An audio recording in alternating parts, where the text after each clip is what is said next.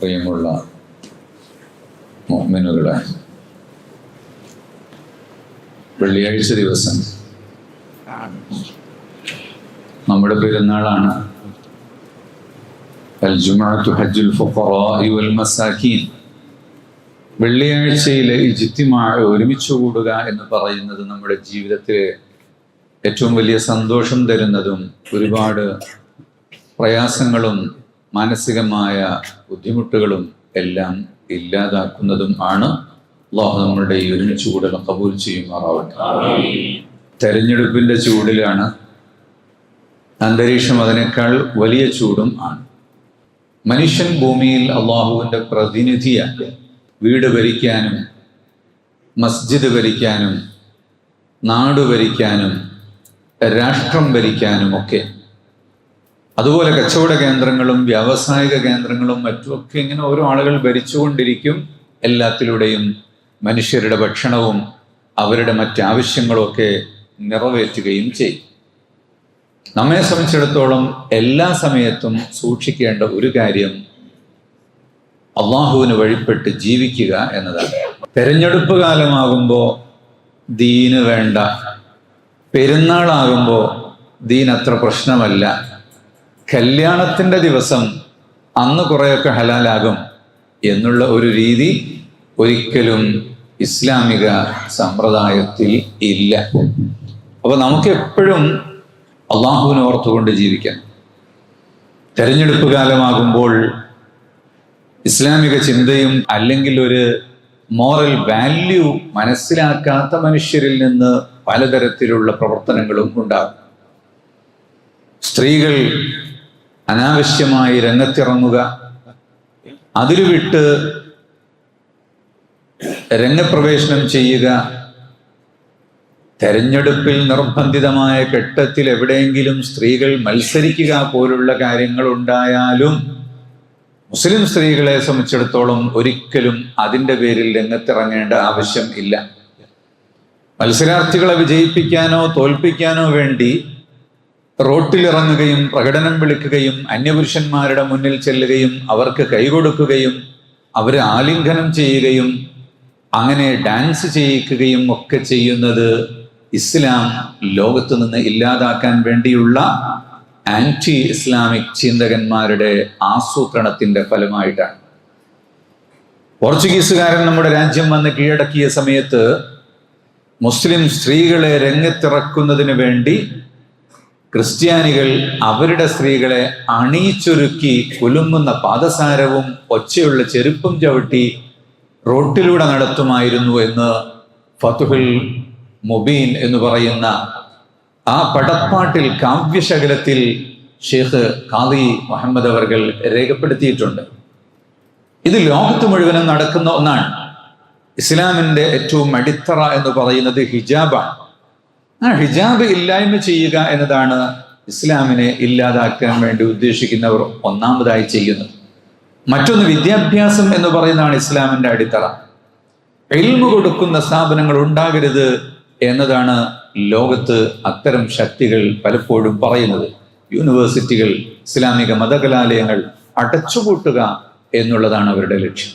അതുപോലെ വഖഫ്, പൊതുമുതലുകളും സമൂഹ നന്മയ്ക്ക് വേണ്ടി പ്രവർത്തിക്കുന്ന അത്തരം കാര്യങ്ങൾ ഇല്ലായ്മ ചെയ്യുക.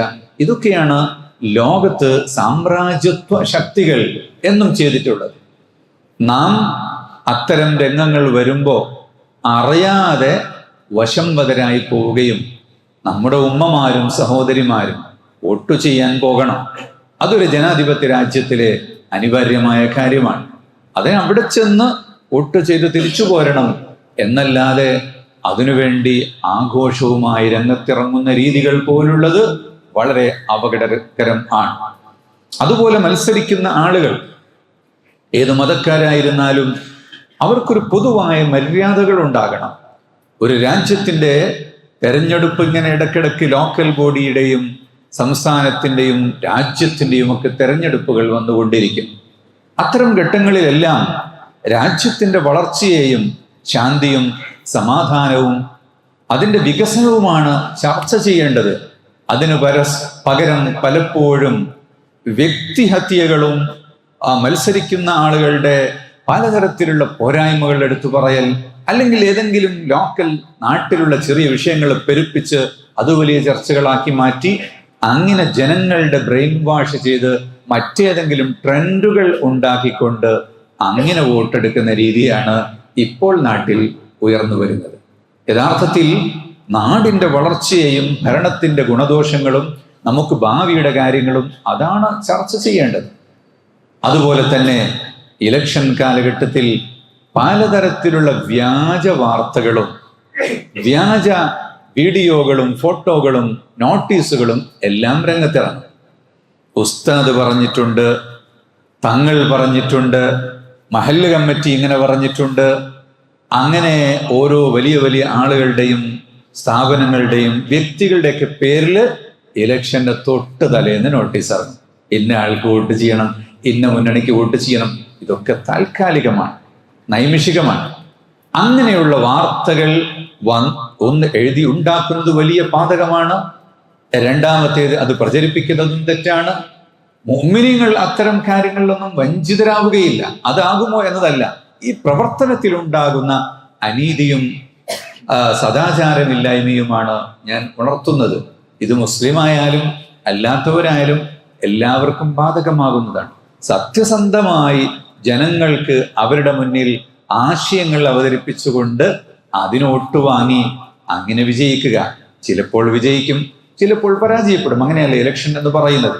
അപ്പൊ ഒരു കൂട്ടർ ഗവൺമെന്റ് ആകും, മറ്റൊരു കൂട്ടർ പ്രതിപക്ഷമാകും. രണ്ടുപേരും ചേർന്ന് തന്നെയാണ് ഭരിക്കുന്നത്. പ്രതിപക്ഷം എന്ന് പറയുന്നത് ഭരണത്തിന്റെ പുറത്തല്ല. അവരുടെ ശക്തമായ ഇടപെടൽ എപ്പോഴും ഭരണത്തിലുണ്ട്.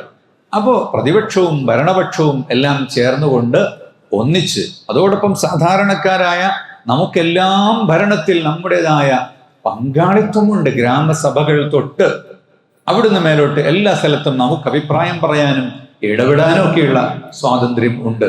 അപ്പൊ ഈ നാടിന്റെ പൊതുവായ നന്മയെ ലക്ഷ്യമാക്കിക്കൊണ്ടും ഒരു ഇലക്ഷൻ കഴിയുമ്പോഴേക്ക് നാട്ടിലെ ജനങ്ങൾ തമ്മിൽ വിഘടിച്ചു പോവുക, വെറുപ്പുണ്ടാവുക, അങ്ങനെയുള്ള സംഗതികളൊന്നും ഇല്ലാത്ത രീതിയിലാണ് പ്രത്യേകിച്ച് ഇന്ത്യയിൽ പലതിനും മാതൃകയായ കേരള സംസ്ഥാനം അത്തരത്തിലുള്ള ഒരു മാതൃകയിലേക്കാണ് പോകേണ്ടത്. അല്ലാഹു സുബ്ഹാനഹു വ തആല തൗഫീഖ് നൽകട്ടെ എന്ന് പ്രാർത്ഥിക്കുകയാണ്. നമുക്ക് വേണ്ടത് ഈ ഒരു ഇലക്ഷൻ അല്ല, ഇതിനുശേഷം വരാനിരിക്കുന്ന ആ ഇലക്ഷനാണ്. അത് നമ്മുടെ മരണമാണ്.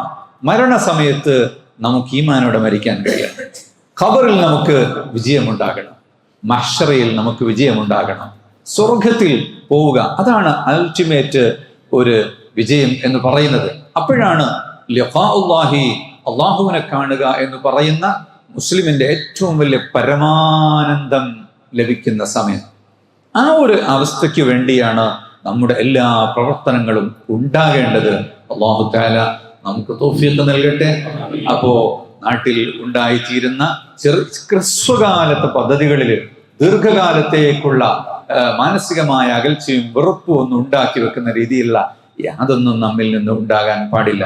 അള്ളാഹു നമ്മെ ഈ ജീവിതത്തിലും പരലോകത്തും വിജയിച്ചവരിൽ പെടുത്തുമാറാകട്ടെ.